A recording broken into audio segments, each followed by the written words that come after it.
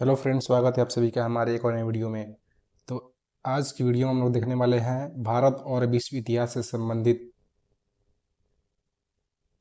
अनेक प्रश्न जो कि काफ़ी इम्पोर्टेंट होते हैं एग्जामिनेशन पॉइंट ऑफ व्यू से। तो चलिए बिना समय गंवाए वीडियो को स्टार्ट करते हैं। तो सबसे पहला क्वेश्चन है, फटाफट ये देखिए, इस वीडियो में हम लोग क्या करेंगे, फटाफट फटाफट देखते जाएंगे चीज़ों को ताकि हमारे दिमाग में वो चीज़ें रिकॉर्ड होती जाए। तो चलिए स्टार्ट करते हैं। पहला क्वेश्चन है कि चालुक्यों की राजधानी वातापी थी, जिसे अब कहा जाता है, यानी कि जो वातापी है उसका फिलहाल में क्या नाम है, तो फिलहाल में नाम है उसका बदामी। नेक्स्ट क्वेश्चन है कि इंडो ग्रीक या बैक्ट्रियन ग्रीक राजनीतिक वंश के मेनेंडर को किसके द्वारा बौद्ध धर्म में परिवर्तित किया गया था, तो मेनेंडर को नागा सेना द्वारा परिवर्तित किया गया था बौद्ध धर्म में। अगला है कि ऋग्वेद में 1028 सूक्तों में यव की साधना का उल्लेख है। आधुनिक काल में यव क्या है? यव जो है उसको जौ बोलते हैं। आधुनिक काल में क्या बोलते हैं? जौ बोलते हैं। चलिए आगे देख लेते हैं फटाफट। आगे कहता है कि रत्नावली, प्रियदर्शिका और नागानंद नाटक किसके द्वारा लिखे गए हैं, तो इसमें चार प्रश्न हो जाएंगे। रत्नावली, प्रियदर्शिका, नागानंद नाटक किसके द्वारा लिखे गए हैं? हर्षवर्धन के द्वारा लिखे गए हैं। तीन हो जाएगा, रत्नावली, प्रियदर्शिका और नागानंद। तीन तीन जो नाटक है वो किसके द्वारा? हर्षवर्धन द्वारा लिखे गए हैं। अगला है कि बाण भट्ट किसके दरबारी कवि थे, तो बाण भट्ट हर्षवर्धन के दरबारी कवि थे। नेक्स्ट है, हड़प्पा वासियों की सामाजिक व्यवस्था थी काफ़ी समतावादी, तो उनकी व्यवस्था कैसी थी? काफ़ी समतावादी थी। नेक्स्ट है कि बौद्धों के अनुसार गौतम बुद्ध का अगला अवतार माना जाता है मैत्रेय। बौद्धों का अगला अवतार मैत्रेय। शक युग जो अभी भी भारत सरकार द्वारा उपयोग किया जाता है किसके द्वारा शुरू किया गया था, तो ये शक संवत जो है वो कनिष्क द्वारा शुरू किया गया था। चलिए फटाफट आगे देख लेते हैं। विश्व की सबसे बड़ी बुद्ध की अखंड मूर्ति कहाँ पे स्थापित की गई है, तो बामियान में। कहाँ पे स्थापित की गई है? बामियान में। भारत में खोजा गया सबसे पहला शहर जो था हड़प्पा। नेक्स्ट है कि पश्चिमी भारत में चालुक्यों का उत्तराधिकारी कौन सा राजवंश था, तो पश्चिमी भारत की बात कर रहा है, तो वहाँ पर चालुक्यों का उत्तराधिकारी कौन था? राष्ट्रकूट। नेक्स्ट है, एक कृत्रिम ईंट डॉकयार्ड वाला एकमात्र भारत स्थल था लोथल। लोथल एकमात्र एक ऐसा स्थल था जहाँ पर ईंट का डॉकयार्ड बना हुआ था, आर्टिफिशियल था। नेक्स्ट है, बीतापाल और धीमान दो महान कलाकार थे किस समय? पाल आयु में। ठीक है, पाल आयु में इसका आंसर हो जाएगा। नेक्स्ट है, बिंदुसार ने अशोक को विद्रोह को दबाने के लिए भेजा, किसको भेजा था? सॉरी, बिंदुसार ने अशोक को विद्रोह को दबाने के लिए कहाँ भेजा था? तो उज्जैन भेजा था। नेक्स्ट है, में यूनानी रोमन कला को स्थान मिला है। यूनानी रोमन कला को स्थान कहाँ मिला है? बौद्ध कला। नेक्स्ट है, भारत में सबसे पहले सोने के सिक्के किसके द्वारा शुरू किए गए थे? यूनानियों द्वारा शुरू किए गए थे। नेक्स्ट क्वेश्चन है कि सिंधु घाटी सभ्यता में महान स्नानागार, काफ़ी इंपॉर्टेंट है, महान स्नानागार पाया गया था कहाँ पर? मोहनजोदड़ो में। नेक्स्ट है, सिंधु घाटी सभ्यता में धौलावीरा किसके लिए प्रसिद्ध है? जल संरक्षण के लिए।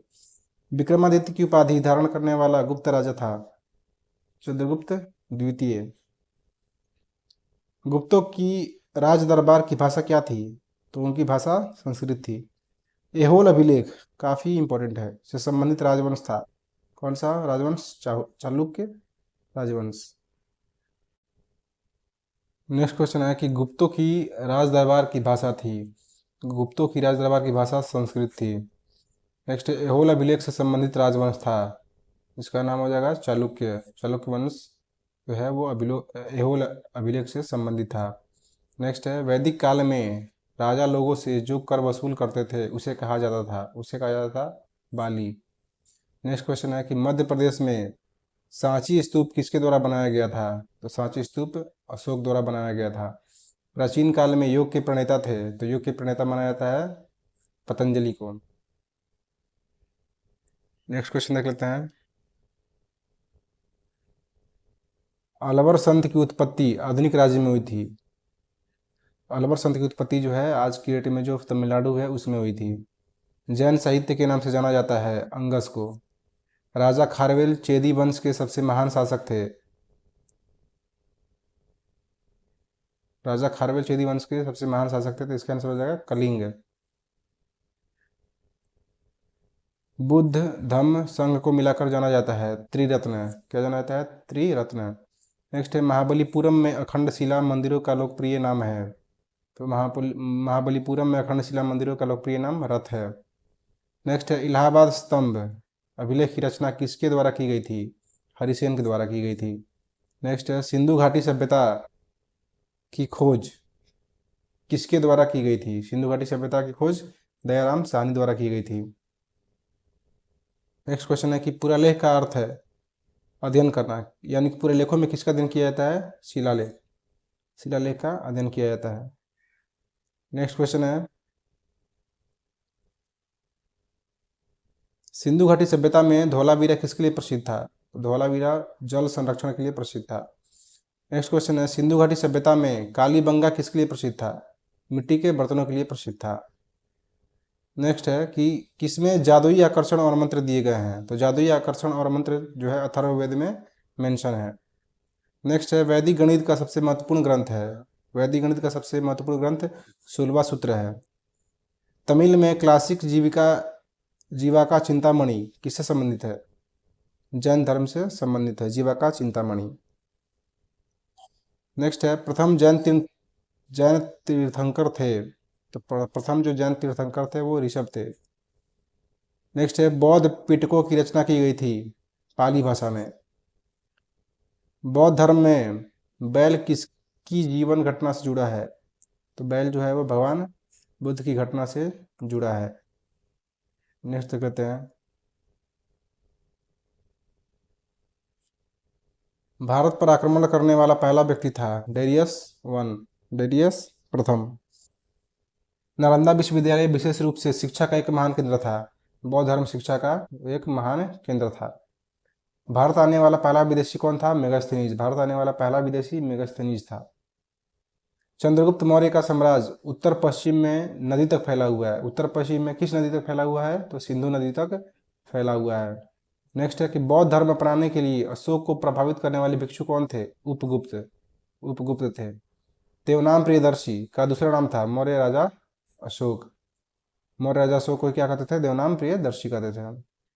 भारतीयों के लिए महान रेशम मार्ग किसके द्वारा खोला गया था? महान रेशम मार्ग जो है वो कनिष्क द्वारा खोला गया था। आजीविक एक संप्रदाय थे जो समकालीन थे, आजीविक संप्रदाय किसके समकालीन थे? भगवान बुद्ध के समकालीन थे। नेक्स्ट है कि भारत में सोने के सिक्के जारी करने वाले पहले राजा इंडो यूनानी राजा थे, जो सबसे पहले भारत में सोने के सिक्के जारी किए थे। चलिए आगे देख लेते हैं।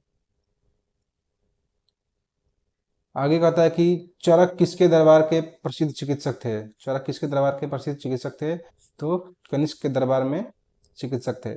गांधार कला विद्यालय अस्तित्व में कब आया? महायान संप्रदाय के समय में अस्तित्व में आया। आयुर्वेद के चिकित्सकों द्वारा चिकित्सा के देवता थे धन्वंतरी। तमिल साहित्य में गौरवशाली ग्रंथ सिद्धिकारम और मणिमेखलाई का संबंध किससे है? तमिल साहित्य में गौरवशाली ग्रंथ सिद्धिकारम और मणिमेखलाई का संबंध जो है बौद्ध धर्म से है। नेक्स्ट है कि तक्षशिला विश्वविद्यालय स्थित था कहाँ पे? पाकिस्तान में। पुहार शहर की स्थापना चोल राजा ने की थी कहाँ पे? करिकाला। नेक्स्ट है जूनागढ़ शिलालेख का संबंध किससे है? रुद्रदामन से, रुद्रदामन का जूनागढ़ शिलालेख काफी फेमस है। आगे देख लेते हैं। हर्षवर्धन ने अपनी धार्मिक सभा का आयोजन कहाँ किया था? प्रयागराज। कहाँ पे किया था? प्रयाग में। नेक्स्ट है संख्या प्रणाली शून्य का आविष्कार किसके द्वारा किया गया था? शून्य का आविष्कार आर्यभट्ट द्वारा किया गया था। नेक्स्ट है हर्षवर्धन को पराजित किया था किसने? पुलकेशिन II ने। नेक्स्ट है हर्ष द्वारा आयोजित कनौज सभा किसके सम्मान में आयोजित की गई थी? कनौज सभा हेन सांग के जो चाइनीज यात्री था उसके सम्मान में की गई थी। ध्यान रखिए कौन सी सभा? कन्नौज सभा। नेक्स्ट है कि महाबलीपुरम की स्थापना किसने की थी? नरसिंह वर्मन ने की थी। एलोरा की गुफाएं और चट्टानों को काटकर बनाए गए मंदिर किससे संबंधित है?